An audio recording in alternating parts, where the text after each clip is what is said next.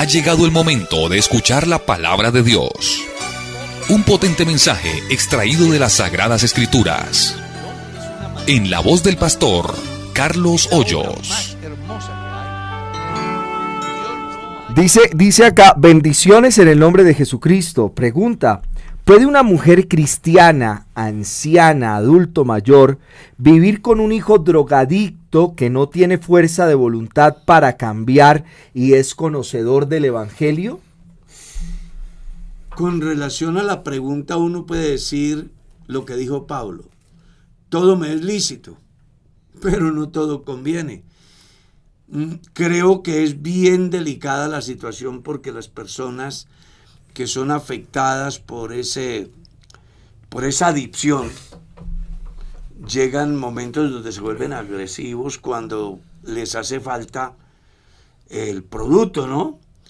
Y ahí pues la hermana tendría que poner cuidado, tomar medidas, creo que de seguridad, porque en un momento dado él puede levantarse y atacarla. Hay historias de la vida real donde muchachos bajo los efectos de los alucinógenos han atentado contra sus padres. Y en nuestro caso no quisiéramos que eso le sucediera.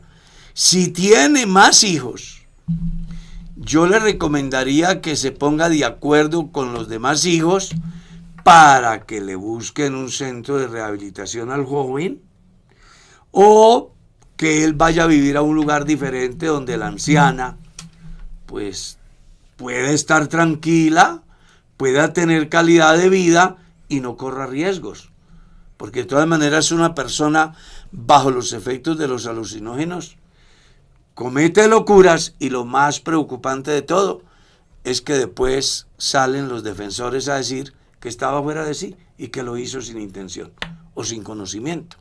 Entonces, cúrese en salud. Sí, es importante lo que usted menciona, hermano Carlos, acerca del síndrome de abstinencia, ¿no? Que es el momento en el cual no tiene acceso al producto y la respuesta natural es la violencia. Es un efecto muy agresivo en estos. Y pues si ella, pues no conocemos todo el contexto, pero si vive sola, por ejemplo, y está en un momento, pues ella no estará en un estado de indefensión frente a y podría ser bastante fatal grave. Al final. Sí, señor.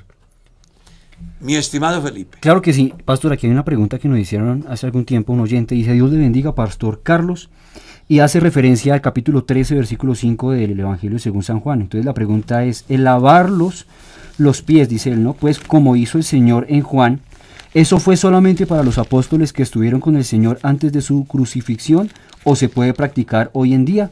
Porque resulta que hay iglesias con otra razón social que también son nuestros hermanos, por cuanto predican la sana doctrina siguiendo la misma línea de fe. Un Señor, un bautismo en el nombre del Señor Jesucristo, bautizan en el nombre del Señor Jesucristo y hacen esta práctica. ¿Por qué la IPUC no lo hace? La Biblia solo muestra que ese fenómeno se dio una vez y tenía un sentido: enseñar acerca de cómo es que se debe servir. Porque en el concepto de los discípulos, o en el pensamiento de ellos, estaba aquel complejo de grandeza que a veces nos afecta a los humanos. Y Jesús, para enseñarles, siendo el Señor, el Maestro, se ha ceñido la toalla y ha comenzado a lavarles los pies para darles una enseñanza en el momento. No fue algo que se estableció como una doctrina. Algunos la practican, que si está mal, que si está bien, que por qué no la hacemos, que sí la hacemos, que por qué otros la hacen. Esos ya son manejos conceptuales que no afectan en nada la salvación ni de unos ni de otros. Mal haría yo con condenar a quien lo hace. Como mal haría los que lo hacen hablar de la iglesia de manera descomedida porque no lo hace. Pues aquello fue simplemente una enseñanza del momento y no más. Los cristianos, al leer el pasaje, entendemos perfectamente que el mayor debe de servirle en ese caso al menor. En otras palabras, cuando yo tengo una alta dignidad, que a veces la invertimos, no sabemos, llevar las cosas. Coloco un ejemplo simple. Yo soy pastor y porque soy pastor pienso que todos los que están bajo mi responsabilidad son mis subalternos y resulta que no. Jesús dijo que es mayor el que se sienta a la mesa que el que sirve. Y el pastor es el que sirve el pan. En consecuencia, los mayores son todos aquellos que se sientan a escuchar la palabra. Yo no debo de esperar que ellos me rindan pleitesía ni reconocimiento. Mi deber es simplemente servir. Entre otras cosas, Pedro escribiendo a los pastores les dice: apacentad la grey de Dios que está entre vosotros. No como teniendo señorío. No como teniendo señorío, sino como siendo ejemplo de la grey. Y no haciéndolo por intereses, sino de manera voluntaria. Y dice, la recompensa viene cuando venga el príncipe de los pastores, que le va a pagar a cada pastor acorde a su servicio. Amén. Hermano Carlos, nos hacen una pregunta y es la siguiente. Dice, tengo manchas en la cara y en las manos. Cometo pecados si me las mando a quitar con rayo láser. Gracias y Dios los siga usando. Si el tener sus manchas en la cara le afectan su estado de vida, pues creo que todo lo que sea para mejorar nuestra autoestima, siempre y cuando no vaya en contra de los principios bíblicos, pues yo no le veo problema. Estoy hablando de un concepto, porque eso no se puede manejar desde el punto de vista de doctrina, porque en la Biblia no aparece un texto que diga que limpiarse las manchas sea pecado y que el dejárselas es santidad. Eso ya es un manejo conceptual de cada persona, y hay otras cosas que uno hace por mejorar su autoestima. Por ejemplo, arreglarse los dientes. Por ejemplo, quitarse el mugre de las uñas. Por ejemplo, bañarse. Por ejemplo, ponerse ropa limpia. Entonces yo creo que, por eso estoy diciendo, yo creo, no es la norma de la Iglesia Pentecostal Unida, porque esta respuesta es muy personal, es muy subjetiva y en nada le afecta, desde mi visión, que se haga un tratamiento para quitarse sus manchas, que son el resultado, yo qué sé, de la exposición al sol, de algunas dietas, alguna enfermedad. Herencia genética. Puede darse. Entonces yo creo que ahí la persona lo que debe de pensar es si eso le hace sentir mejor. Con esto no estamos diciendo que estamos avalando cirugías para embellecerse, para aumentar sus glúteos o sus senos o sus nariz, yo qué sé. No estamos hablando, estamos simplemente manejando algo que es muy normal en la piel y que la gente comúnmente lo hace. Yo tengo mis manchas en mi cara, me encantan, no me las cambiaré. Soy así y ya. Pero si a alguien le hace sentir incómodo, pues que se las quite, que creo que por eso no se va a perder. Ya, pero esa pregunta es solo la punta del iceberg, ¿no? Uh-huh. Porque hay un montón de fenómenos dentro del quehacer de la vida del cristiano en relación con aspectos estéticos, pero otros también como desde el punto de vista médico. No sé, la causa podría cambiar un poco el sentido de esto, ¿no? Claro. O sea, decir, lo que me llevó a generar esto y también el propósito por el cual yo lo hago. Claro. Porque es muy interesante su postura acerca de pues bueno, me hace sentir mal en mi autoestima y busco mejorar con esto. Pero también la causa por la cual se generó la lesión, la mancha, ¿sí? Por ejemplo, que algún día me corté y me dio un queloide, que es esa manera de cicatrizar. Excesiva. Pues excesiva, así que se forma ahí una lesión ya mucho mayor. Pues yo creo que naturalmente uno diría, uy, no, yo me lo quiero quitar. También el rango de edad importa. ¿Sí, ¿sí me va a entender? Desde el punto de vista dermatológico existe la posibilidad de que una mancha que sea heredada o algo así pueda proliferar celularmente y convertirse en un cáncer, que también es una de las posibilidades. Entonces, es que se pone a hilar fino, Felipe. Sí, por eso hay que mirar El más común es el vasocelular, ¿sí? Es el más común y el menos agresivo. Que eso, es cuando le dicen, fíjese muy bien en el tipo de lesión que tiene con los lunares o las manchas hipopigmentadas, manchas tipo café con leche. Pero pues hay otras que son producto, por ejemplo, de infecciones de tipo micótico, como la pitiriasis versicolor o el vitiligo, que es una despigmentación de la piel. Por eso digo que hay cosas, porque hay otras que son por sobreexposición. Y hay otras que se dan por como inclusive tratamientos. Sí, claro. Yo conozco casos de mujeres que usan un método para planificar y se les mancha la cara. Sí. ¿Eso qué? No, sí, claro. Es que me parece muy interesante porque la persona No, hace es la que pregunta la persona porque hace una puede... pregunta, pero nos abre un espacio. Claro, porque la persona gigante. no sabemos el contexto de la pregunta ni la razón por la cual quiere hacer eso, pero probablemente alguien le dijo, cuidado, no vaya a hacer eso porque es pecado. Porque es pecado. Entonces dijo, vamos a Y preguntar. no se sabe si al contrario, el dejárselo sí se convierte en un pecado, porque puede ser un cáncer, por ejemplo. Por ejemplo. Y hay que cuidar el templo y tiene la oportunidad de minimizar esa posibilidad. Entonces creo que aquí las personas que ven, más que juzgar y cuestionar, deben de respetar la libertad del individuo acerca de lo que tiene que ver con su propia presentación. Sí, y mire, ¿por qué digo que abre un espacio? Porque voy a poner un ejemplo. Digamos que a una hermana, a una edad muy joven, le da, y está soltera. Vamos a hacer un caso hipotético. Sí, dibujemos un cuadro muy aquí. joven, digamos 20 años, soltera, y le da cáncer de mama. Por el cáncer de mama le tienen que quitar todo el tejido mamario. Claro. De las dos mamas, ¿sí? Se lo quitan todo el tejido mamario y queda sin tejido mamario. Resulta que en la EPS le dicen, le ofrecemos cirugía reconstructiva, póngase prótesis. ¿Pecado o no pecado ponerse prótesis? Porque en este caso particular, la condición no fue estética, fue médica. Es decir, tocó quitarle los tejidos mamarios porque tenía una enfermedad.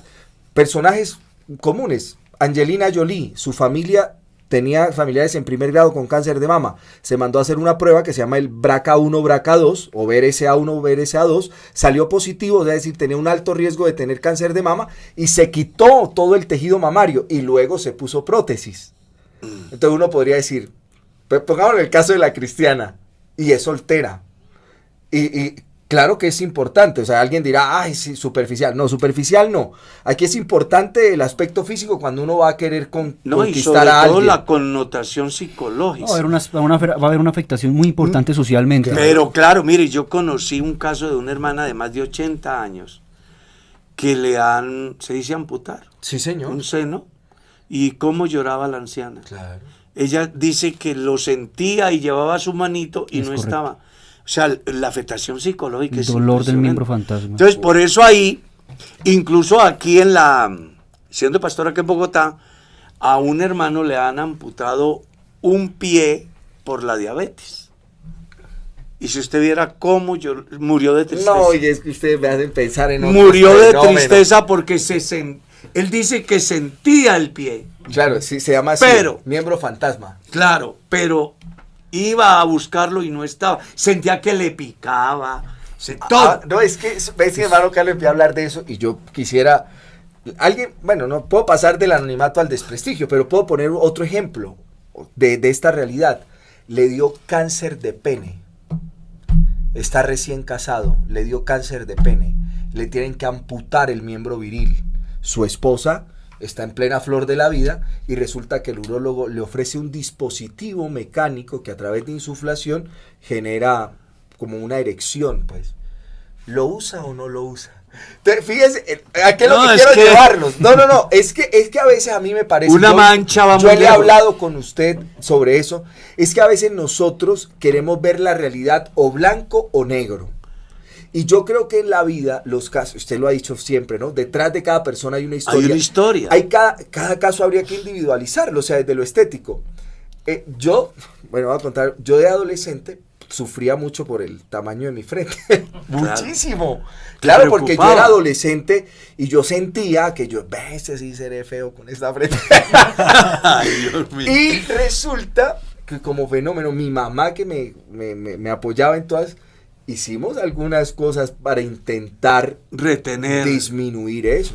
Entonces hay aspectos que desde lo estético, también lo causal, lo que usted dice, el ámbito psicológico, el cómo se siente, hay que verlo con hilar fino, no simplemente emitir un juicio. Eso. Porque lo que decía Felipe, yo creo que es la razón detrás de seguro alguien le dijo, pensamos, ¿no? Le dijo, no, imagínese que me quiero mandar a quitar con láser. Eso es pecado. Por ejemplo. Venga, tomémoslo con calma. Pero si va y esa manchita puede convertirse en un cáncer y puedo evitarlo. Claro. ¿Ya? Entonces yo creo que vamos a lo que siempre ha sido nuestra posición acá, y es no juzguemos, porque peca más el que está murmurando y juzgando que la persona que por alguna situación, sea médica o sea... No, pues es que yo creo que la enfermedad más grave que un ser humano puede tener es la psicológica. Claro. Esa es más grave que cualquiera.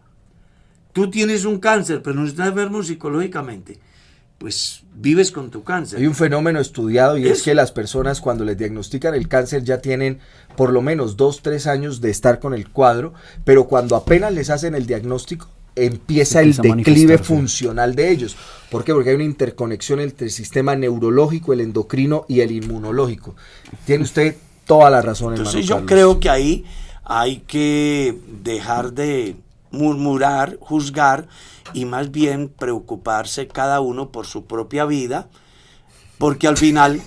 Es que es muy curioso porque hace parte de nuestro fenómeno social. A todo le queremos buscar una explicación. Claro. ¿Quién pecó? ¿Este o sus padres? Uy, esta también es interesante. Entonces, yo creo que ahí lo mejor que podemos hacer es respetarle a la persona porque no sabemos exactamente la causa y el por qué quiere quitársela. ¿Será por salud? ¿Será porque le hace sentir mejor? ¿La afecta socialmente, psicológicamente? Yo creo que pensar en estar bien no es un delito siempre y cuando lo que hacemos no vaya en contravía de lo que son nuestros valores, como lo que plantea el pastor Darwin. Un hombre le tienen que amputar su miembro pene, viril. y la ciencia le da una oportunidad de tener un dispositivo, se dice, Sí, señor. que pueda de alguna manera cumplir las funciones dentro como de lo normal en su intimidad con su mujer. Pues hombre, yo en lo personal, si a mí me pasara, yo haría uso de eso, Claro. porque a mí me importa el bienestar de mi pareja y me importa también que mi conciencia me diga que cumplí con mi deber como esposo, porque la Biblia dice que hay que cumplir ese deber conyugal y se refiere directamente a lo que es la intimidad. Aquí hay mucho para hablar de eso, pero es que hay otras preguntas ahí. Va, Felipe. Bueno, hay una pregunta desde el ámbito un poco más teológico que nos hace, me hicieron a mí. Y yo le dije, bueno, vamos a debatirla en algún momento que tengamos el espacio, a ver qué nos dicen. Entonces la pregunta es así concretamente. Dicen que los relatos del Antiguo Testamento son historias que primero llegaron por tradición oral. Eso hace que haya una inexactitud probablemente en el relato. Eso quiere decir que no se pueden tomar con literalidad, no se puede caer en errores de literalismo. Pero hay relatos tomados por el apóstol Pablo para explicar en las cartas aspectos doctrinales y en los evangelios también. Como cuando el Señor Jesús le explica a Nicodemo usando lo que pasó con la serpiente de bronce para explicarle a Nicodemo que asimismo el Hijo del Hombre sería levantado, por ejemplo. Entonces, si esos aspectos o esos relatos no son del todo literales y las doctrinas se explican a base de esos relatos, entonces podríamos decir que la doctrina o los aspectos teológicos del Nuevo Testamento se caerían de peso. Entonces, ¿podrían explicar, por favor, más exactamente cómo entender esto, cómo llevarlo al equilibrio?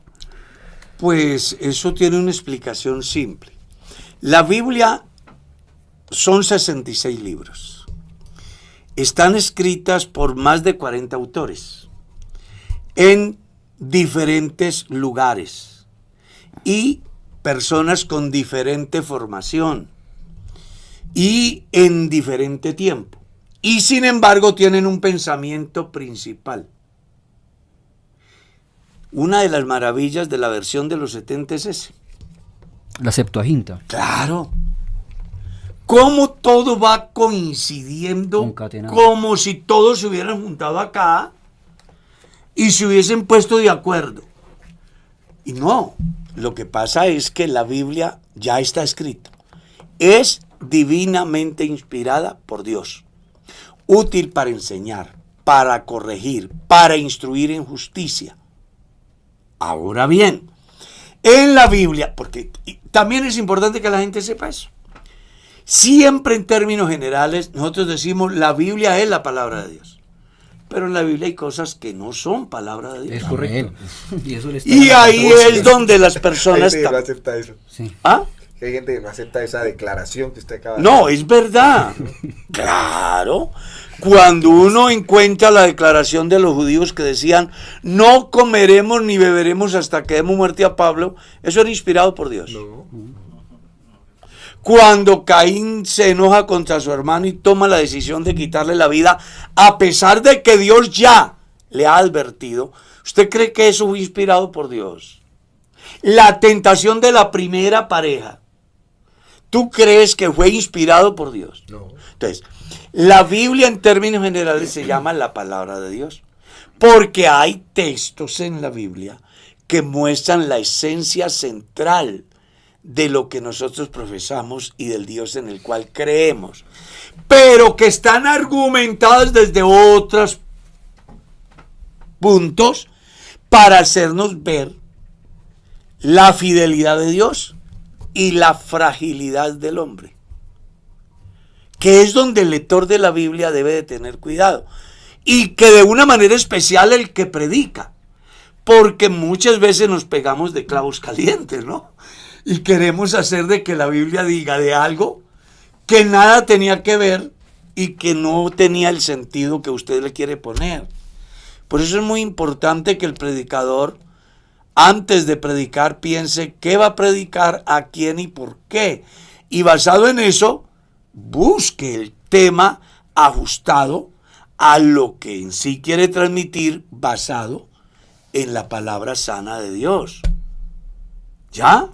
Pero la razón por la cual el Nuevo Testamento nunca se ha caído, nunca se cae y nunca se caerá, es porque es la revelación de Dios a los hombres inspirados de una manera divina, convirtiéndose en ellos en secretarios del Espíritu Santo para transmitir lo que Dios les reveló y les mostró.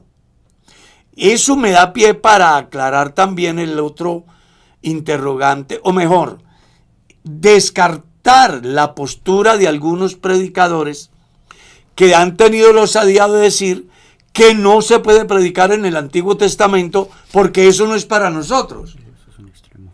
Y resulta de que el Antiguo Testamento es al Nuevo Testamento lo que son las raíces al árbol y sus frutos. Entonces yo no puedo presentar un evangelio en el Nuevo Testamento desconociendo la raíz.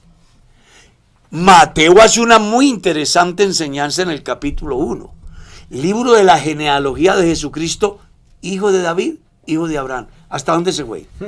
Hasta el principio. Entonces, se fue hasta el Génesis. Entonces, ¿cómo así que no se puede predicar el Antiguo Testamento?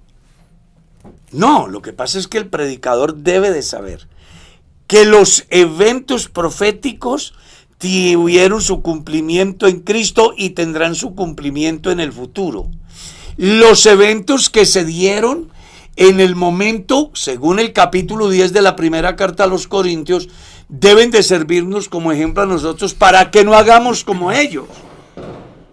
Esto para decirle a los predicadores que sí se puede predicar en el Antiguo Testamento. Porque si usted desconoce el Antiguo Testamento, es algo así como pensar en la casa de Carlos Vives, la casa en el aire, sin cimientos. Los cimientos del Nuevo Testamento es el Antiguo Testamento.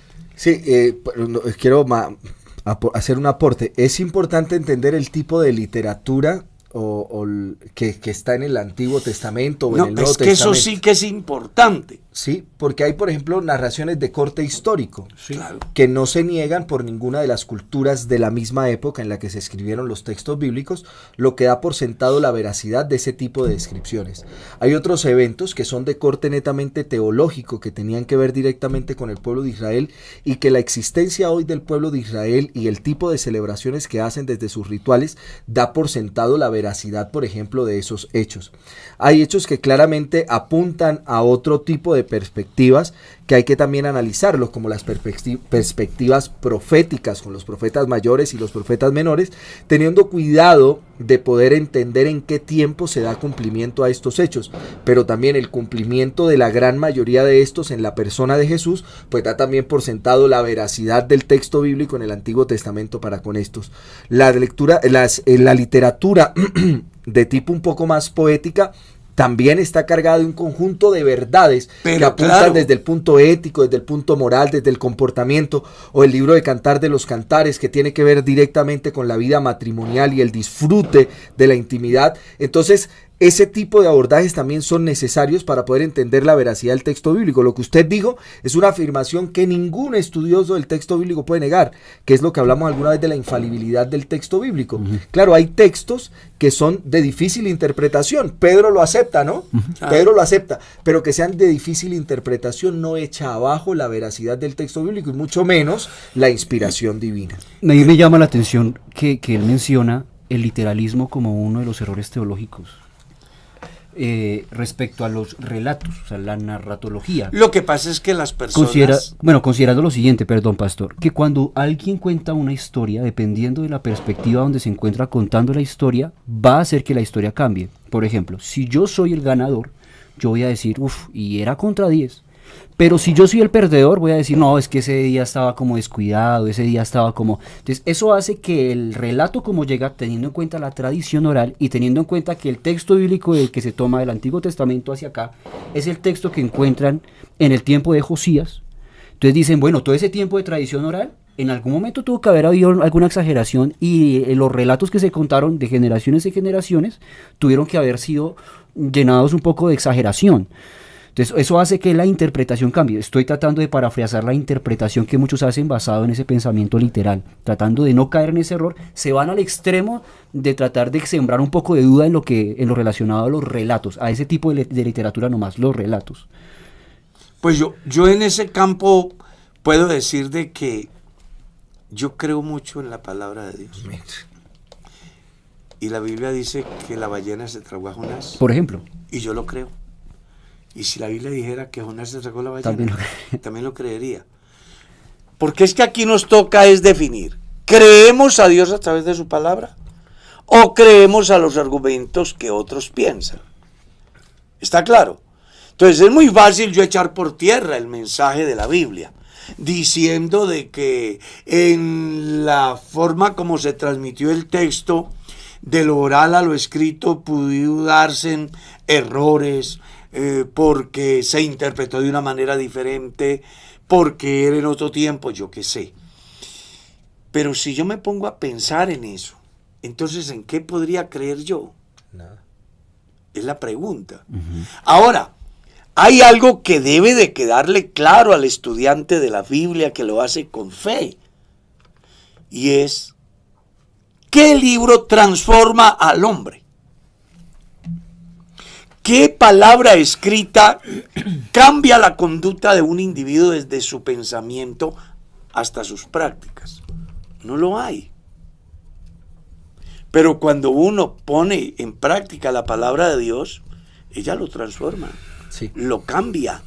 Además de eso, hay algo que es incuestionable, y es que la Biblia es cristocéntrica. Amén. Desde Génesis hasta Apocalipsis. Ahora, que hay un párrafo en la Biblia que cuenta una historia de un momento y que solo fue en ese momento. Por ejemplo, la violación que hace el hijo de David en su hermana. ¿Cierto? Amnón, sí. Sí. Entonces, imagínate, la pregunta es, ¿yo como predicador puedo predicar ahí? ¿Sí o no? Claro que yo puedo predicar ahí.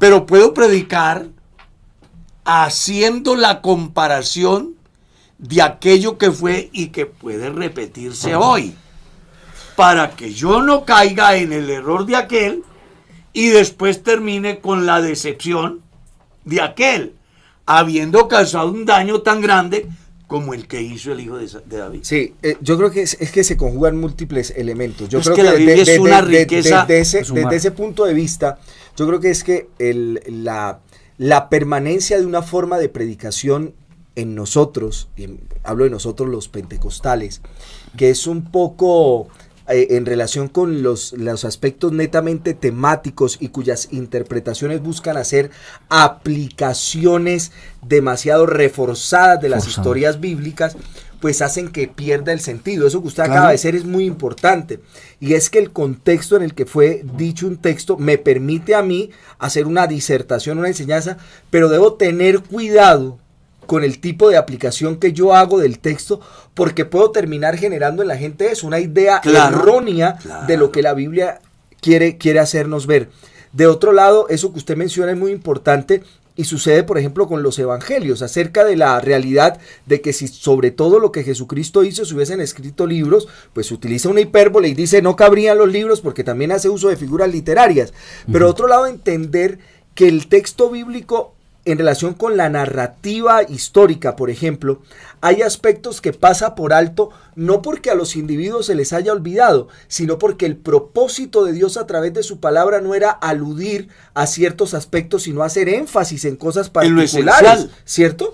Hay hechos, uno entre línea y línea, pues hay años hasta siglos, como dice usted en Génesis capítulo 1, milenios, pero no necesariamente es porque haya una ausencia de conocimiento sobre los hechos, sino porque el propósito de Dios a través de la palabra de Dios no requería exactamente que se describieran cosas que son netamente triviales. Y lo que pasa es que cuando se ahonda en contextos o en trasfondos bíblicos se van encontrando cosas que a veces, en vez de sembrar creencia, lo que decía hermano Carlitos, van sembrando duda. Por ejemplo, un pastor alguna vez en algún momento enseñando acerca de la dependencia del Señor, que debemos tener todos los cristianos, usó el texto bíblico del Antiguo Testamento y del Pentateuco, de la peregrinación de los israelitas, 40 años en el desierto, donde dice que en ningún momento su calzado creció con ellos, y que no hubo hinchazón en sus pies, y que su vestido también creció con ellos. Dijo que eso no era literal, que lo que pasaba era que era un texto escrito para que aprendiéramos acerca de la dependencia de Dios, una mala y que él proveyó a los israelitas de zapatos. Entonces, claro, en vez de enseñar de la dependencia de Dios, en algún momento otro hermano dijo y pensó, entonces ¿cuántas cosas en la Biblia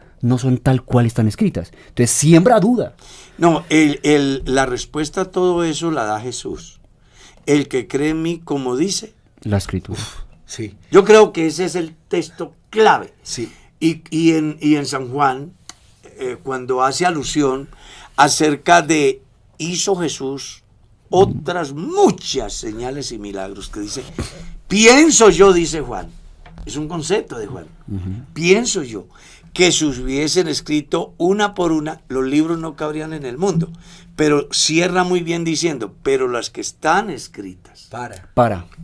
Es para el propósito para el cual están escritas. O sea, y son muchas cosas, pero las que están escritas tienen un propósito. Que creáis que Jesús es el Cristo. Exacto. Y fíjate que hay algo detrás de la percepción de que no todo es verdad.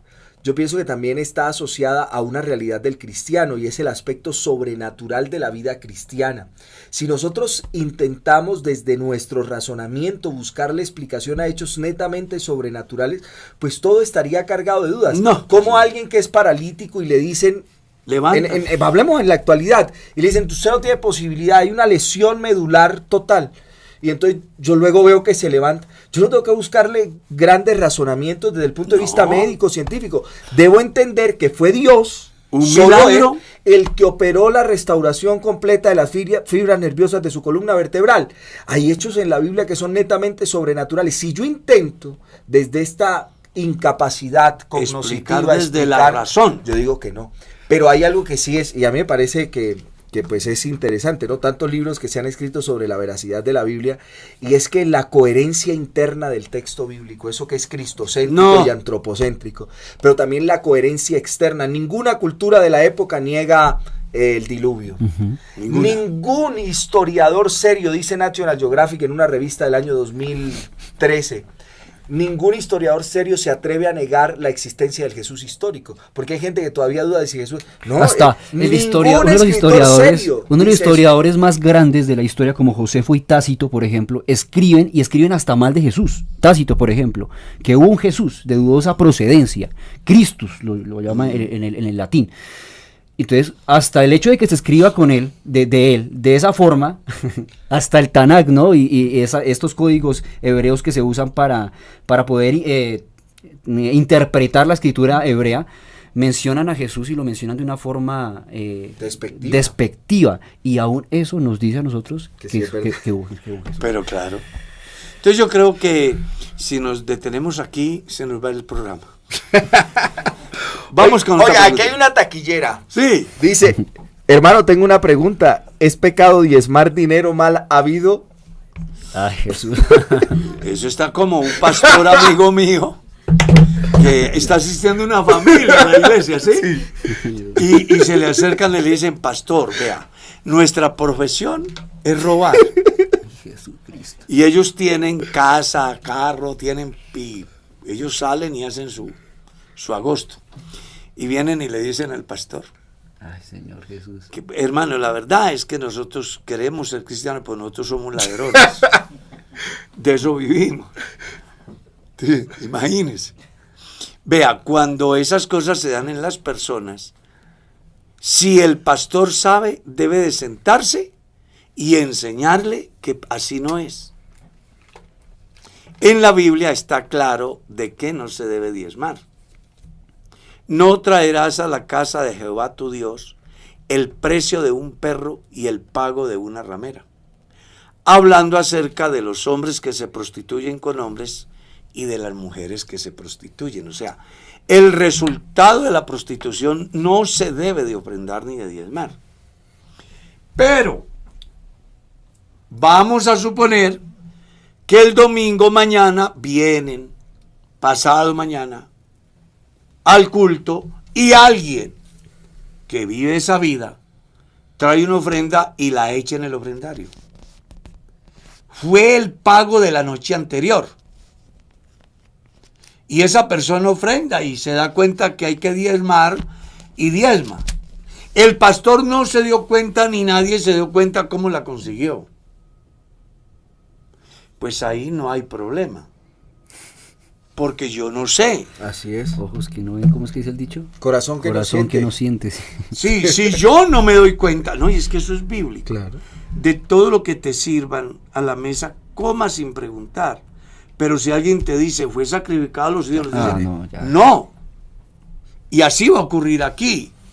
Entonces una persona hace lo que hace y viene y ofrenda o diezma, pues el pastor ni los diáconos son conscientes de eso, nada pasa. Pero si el pastor se da cuenta, él no debe de permitir que ingrese ese recurso a la obra de Dios, porque ya Dios lo ha prohibido. ¿Está claro? Complejo, sí. No, no es complejo, es simplemente lógico. Complejo en el asunto del hacer, ¿no? Ah, sí. Porque vamos a colocar otro ejemplo. Un cristiano es taxista, recogió un sicario, lo dejó en la esquina y mató a alguien por 200,000 pesos. Y resulta de que el sicario le pagó de otro sicariato. Pero el cristiano no sabe. Él viene y diezma y el pastor no sabe. Tampoco, pues. O sea, es que aquí hay que hilar muy delgadito para no caer en juicios que no nos competen a nosotros. ¿Ya? ¿Cuánta gente? El domingo pasado o antepasado, ¿cuánta gente había en el salón? Había gente de toda clase. En el momento de dar la ofrenda, yo vi gente que no era convertida.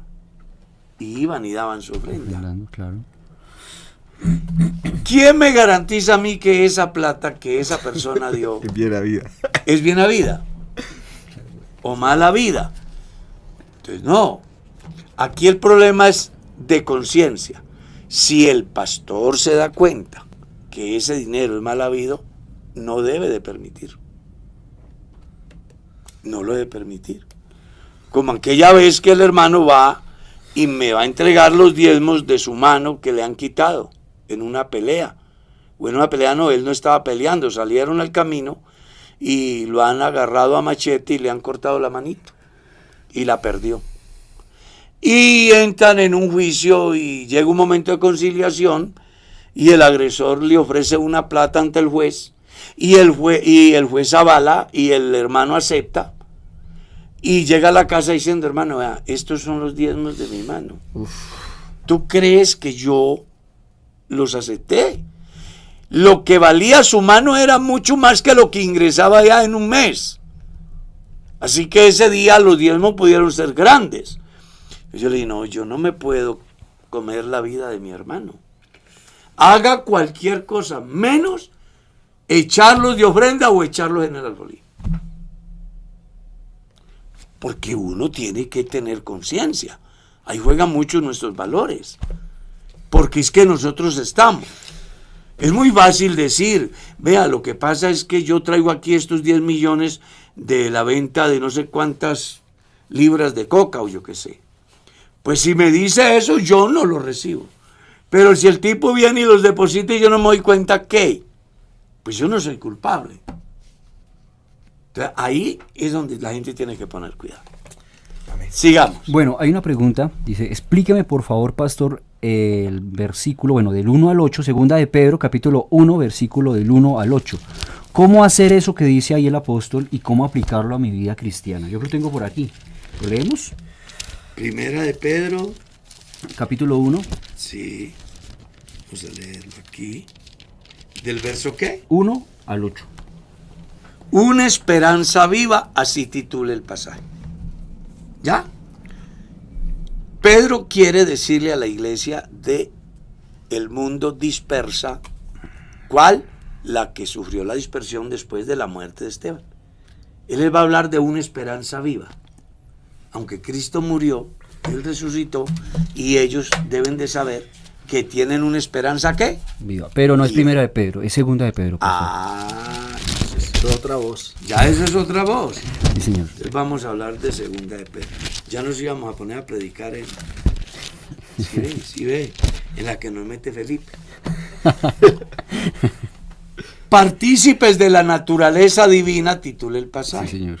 Es dirigida a los cristianos dispersos en el mundo. ¿A cuáles? A los que sufrieron la persecución después de la muerte de Esteban. Verso 3. Como todas las cosas que pertenecen a la vida y a la piedad nos han sido dadas mediante el conocimiento de aquel que nos llamó por su gloria y excelencia, por medio de las cuales nos ha dado preciosas y grandiosísimas promesas, para que por ellas llegases a ser participantes de la naturaleza divina, habiendo huido de la corrupción que hay en el mundo a causa de la concupiscencia, y vosotros también poniendo toda diligencia, por esto mismo añadid. Y entonces comienza a enumerar una cantidad de valores cristianos. Uh-huh. No sé qué será lo que la persona quiere entender, pero a ver, voy a tratar de resumir en pocas palabras para que las personas entiendan. Número 1, nadie puede conocer a Dios si no es por su gracia. Por eso para mí, después de Dios, la doctrina más importante es la gracia. Porque es a través de la gracia que la gente puede conocer quién es Jesús. Si Dios no tiene esa gracia para conmigo, de hacerme entender quién es Él, de revelarse en mi vida para conocerle, yo no podré conocer a Jesús. ¿Está claro? 2, como esa gracia me fue dada como a la iglesia dispersa, entonces ellos tienen ya la posibilidad de comenzar a construir unos valores que van añadiendo a la fe virtud. ¿A la virtud qué? Conocimiento. ¿Al conocimiento qué? Propio. Dominio propio. ¿Al dominio propio? Paciencia. ¿Y a la paciencia? Piedad. ¿Y a la piedad? Afecto fraternal. ¿Y al afecto fraternal? Amor. Y si estas cosas no están en vosotros, Dice, sois muy cortos de vista y habéis olvidado la purificación de vuestros pecados. Entonces, es una estructura, es un árbol que él construye a partir de la generosidad de Dios a la iglesia. Los salvó por gracia, dándoles a conocer quién es Jesús. Y eso es más que suficiente para que ellos se preocupen en subir esos escalones, que los debe de llevar a la conclusión de todo lo que es la vida cristiana. ¿Cuál es la conclusión de la vida cristiana? El amor. Que eso es lo que dice 1 Corintios 13. Hace alusión a un sinnúmero de cosas, luego la resume en 3 y concluye diciendo, pero el mayor de todos es el amor. Y hay una razón. ¿Por qué? Porque la naturaleza de Dios es eso. Dios es amor. Amén. ¿Está claro? Amén. Sigamos. Mano Carlos, mire que hace una pregunta acá, y bueno, la introducción es como, hay canciones de otras denominaciones trinitarias que cantamos en nuestras iglesias que de algún modo honran la cruz. ¿Cree usted, como creo yo, el que escribe la pregunta, que debiéramos cambiar esas canciones o eliminar esa palabra de las canciones? Dependiendo de la estructura de la canción. A ver, el himnólogo en el himnario Lluvias de Bendición colocó una canción que dice que adora la cruz de Jesús. ¿Ves? Pero un cantante dice, mientras muchos adoran la cruz de Jesús, yo adoro a Jesús, no a la cruz. Entonces, por eso estoy diciendo, dependiendo de la estructura de la canción. Hay un himno, creo que es el 174. En la cruz, do primero vi la luz. Pero en el himnario Lluvias de Bendición. Exactamente. Ese es el número. Sí, exacto. Hay que aclararle a nuestros oyentes porque se Sí. van a ir a buscar en otro himnario. El y van a manantial decir- de inspiración Sí. y no es ese. No. Y Es no que el lo hermano van a Carlitos encontrar. tiene aquí como si fuera la Biblia el himnario Lluvias de Bendición. Pues es que yo me aprendí. En esa época, en mi pueblo pasaba, la gente llevaba No, la Biblia claro. Y el himnario himnario al culto. Y era Y en el lindo. altar no se decía, vamos a cantar el himno, No, vamos a cantar el himno tal, número sí, tal. señor. Claro, esa bonita práctica desapareció de las iglesias. A mí me duele, porque yo a través del himno 160 tuve un encuentro personal con Dios. ¿Cuál es el himno 160? Encontré un lugar Do donde descansar descansar.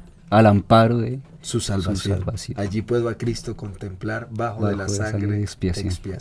Para mí, escuché esa canción una vez y cuando llegué a la casa ya me la sabía. Y Dios trató conmigo. Entonces, creo que depende de la estructura. Porque si a mí me llevan a adorar a la cruz, pues yo no debo de cantar una canción de esas. Pero si me llevan a pensar que en la cruz hubo uno que murió por mí, yo debo de entender que no es la cruz, sino el que murió. Hay otra canción por ahí, en el monte Calvario. Estaba una cruz. O yo siempre amaré a Jesús, dice el himno. Sí. No a la cruz. Ujú. Entonces, ahí el asunto es la estructura del himno, a quién quieren hacerle culto. Si es a la cruz o es al que murió en la cruz. Sí, ahora, pues, no sé, vamos usted pregunta y nosotros controvertimos, decía la Sociedad Colombiana de Endocrinología. Hay un tema también cultural, ¿no? En relación con el símbolo de la cruz. Y digo cultural porque de algún modo hay temporadas de la historia de la humanidad marcadas por hechos como por ejemplo la iglesia del primer siglo y esa historia en relación a hacer el pescadito y la mitad, ¿sí? Y que el que la completaba entonces eran cristianos porque estaban escondidos. También hay fenómenos culturales en relación con el hecho de que los cristianos se identifican con la cruz. Ahora, el problema está en cuando se pierde el enfoque, ¿no? Y terminamos pues siendo más Seguidores de la cruz que de Jesús. que de Jesús, quien fue el que murió en la cruz. Y Sí. como dice nuestro himno, que parece inspirado por escritores cristianos, ¿no? Que se le olvida a los colombianos las palabras de aquel que murió en la cruz. Y hace referencia al que murió en la cruz y no a la cruz en sí misma. Sí hay fenómenos y creo que a veces pues la manera como se escriben las canciones y el propósito que tienen, entonces sí hacen una utilización adecuada del término de la cruz y no hay que satanizarlas de ninguna manera. Y hay otros que la hacen de una manera incorrecta. Está claro. Entonces, canción que busque exaltar la cruz no es del cristianismo. Canción que busque exaltar al que murió en la cruz es parte de nuestro credo. Así es. Así pudiéramos resumir eso. Así de simple. El pastor Darwin toca un tema muy importante, el fenómeno cultural. La religión es una cultura. ¿Sí sabía? Sí, claro. Y la religión que predomina en los países tercermundistas, pues para ellos es más importante la cruz, el pesebre, los regalos, que el que en sí debe de ocupar el primer lugar en la vida del hombre. Oye, usted se pone a hilar muy fino. Oye, es que cuando uno menciona el término, y hay gente que no le agrada, ¿no? El término, la cultura, yo pienso que hay una cultura pentecostal. Yo discutí eso ante un alcalde, porque me... Felipe? Claro, porque conexión. Claro, me quería negar los derechos de profesar mi fe en público. Le dije, usted no puede privarme de ese derecho porque nuestra fe es una cultura que le encuentra a usted en poemas, en canciones, en escritos, en práctica de vida cristiana. Yo creo que la trivialización de los términos hace que se pierda su significado a través de la historia, y eso es lo que hizo el catolicismo con muchas cosas, entre esos la cruz. Pero claro. La gente hoy se persina muy seguidamente. Y se les olvida lo que dice Proverbios 27, bueno, 14. por ejemplo. Y cuando usted se los dice, o lo que dice el Pentateuco, o lo del Antiguo Testamento acerca de del significado de la cruz, entonces les estalla la cabeza porque dicen, ¿cómo así que yo al hacer esto estoy como maldiciéndome a mí mismo? Se les olvida lo que Pablo escribió en el capítulo 3, verso 13 de la carta a los Gálatas. Cristo nos redimió de la maldición de la ley, hecho por nosotros maldición, como está escrito, maldito todo aquel que es colgado en un madero. Algunas versiones dicen la cruz. Entonces, si uno mira la historia de la cruz, antes de Jesús, era la silla eléctrica de los americanos. Los asirios, que fueron sí, señor. los que Claro. Era una forma Entonces, no solo cruel, sino humillante. Escarnecer, era una forma de envilecer a la víctima, humillarla, ¿sí? Entonces, si uno mira la cruz antes de la muerte de Jesús, fue la silla eléctrica, fue la guillotina, fue la espada que le corta la cabeza al otro, cámara de gases en fin.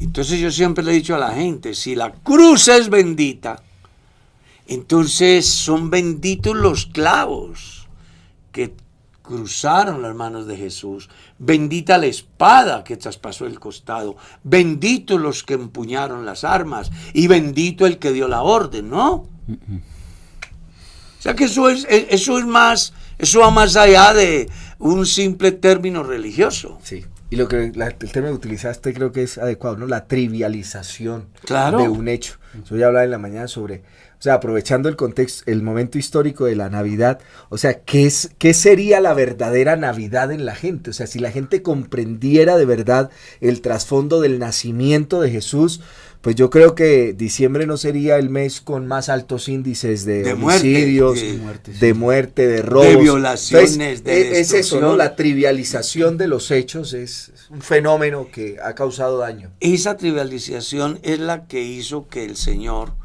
en el capítulo 1 del profeta Isaías, dijo, estoy cansado. Ajá. Hastiado estoy. No me traigan más. Yo no voy a aceptar nada de eso. Ustedes tienen que comenzar por lo que es primero. Lávesen, límpiesen, dejen de hacer lo malo, comiencen a hacer lo bueno, busquen la paz y síganla. Y como están endeudados, vengan a mí. y estemos a cuentas, que si vuestros pecados fueren como la grana, como la nieve serán emblanquecidos. Y si fueren rojos como el carmesí, vendrán a ser como blancas. Esa es la interpretación, y la aplicación sería, ¿qué problema cuando nosotros, como cristianos, terminamos también por trivializar hechos tan importantes como los que nosotros vivimos en el culto, en la predicación, en la alabanza, en el quehacer diario, ¿no? Sí, porque nos puede pasar a nosotros también, que terminemos trivializando lo sagrado. Está pasando. Yo pienso que la época de la iglesia hoy es la época de la Odisea.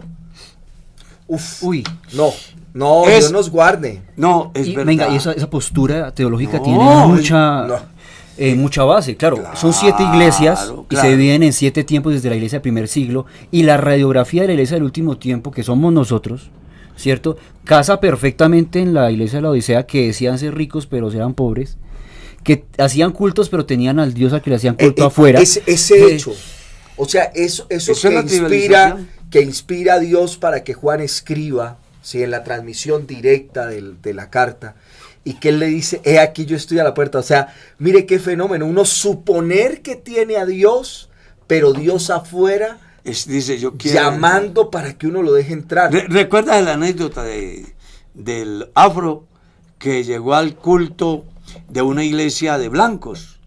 Y cuando fue a ingresar le dijeron que no podía ingresar porque era para la raza blanca. Dice que el negro, perdonen la palabra, no quiero lastimar, digamos afro, se sentó en el andén de frente a escuchar el culto. Dice que estando allí, pausó un hombre muy elegante y le ha dicho, ¿qué haces aquí? Dice, es que vine al culto, pero no me dejaron entrar porque soy negro. El tipo le dice, no te preocupes, ellos dicen que yo soy su Dios y a mí tampoco me han dejado entrar. Y eso es lo que pasó en la Odisea. Sí, tal cual. Y hay muchos cristianos que vienen al culto, pero Dios está fuera de ellos, porque el corazón está lleno de amargura, de adulterio, de fornicación, de resentimientos, que le dan más importancia a lo terrenal que a lo espiritual, que Dios ocupa un lugar muy lejos y que para ellos hay otras cosas más importantes, como el deporte, como el tener, como el disfrutar, como el placer, en fin. Y cuando ese fenómeno se da, entonces es parte de la iglesia de la Odisea, que se creen ser ricos y son pobres, estar vestidos y resulta que no están sin ropa, tener una visión muy amplia y estar ciegos. Y estamos en ese tiempo. Una iglesia donde los cristianos forman su propio partido político. Una iglesia donde cualquier cosa es importante menos Dios y su palabra. Hoy en día a la gente no le gusta leer la palabra, por ejemplo. Ni le gusta orar, ni le gusta asistir a los cultos. Hay gente que piensa que pueden vivir su vida cristiana sin congregarse. Entonces yo pienso que cuando eso se da, pues sencillamente dicen, Señor, Señor, pero el Señor les dice, nunca os conocí. ¿Por qué me llamáis Señor si no hacéis lo que yo mando?